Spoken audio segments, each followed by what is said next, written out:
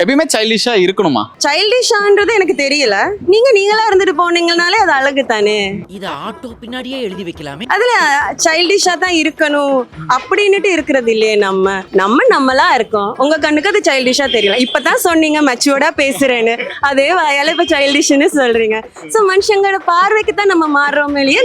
நம்ம தான். உங்களுக்கு கிடைச்ச பெஸ்ட் காம்ப்ளிமெண்ட்னா என்ன சொல்வீங்க? Scindia you are a giver, you are best giver அப்படின்னு எனக்கு நிறைய வாட்டி காம்ப்ளிமெண்ட் கிடைச்சு. அதுதான் எனக்கு பெரிய காம்ப்ளிமெண்ட். இவ்வளோ கிவரா இருக்க தேவையில்ல அப்படின்னு கிடைச்சிருக்கு. பட் ஓகே, நான் இருந்துட்டு போறேன். எடுக்கிறவங்க இல்லாதவங்க தானே எடுக்க போறாங்க, இருக்கிறவங்கள எடுக்க போறாங்க.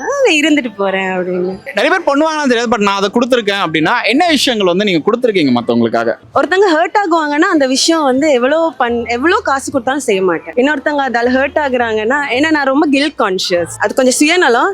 அவங்க ஹர்ட் ஆகுறாங்கன்னா அதை நினைச்சு நான் கில்ட் ஆகுறேன் என்ற ஒரு சுயநலத்தினாலேயே நான் செய்ய மாட்டேன். மத்தவங்களை வேதனைப்படுத்தாத எந்த சந்தோஷமும் தப்பில்லை. மத்தவங்களை வேதனைப்படுத்துற ஒரு சின்ன ஸ்மைல் கூட தப்புதான்.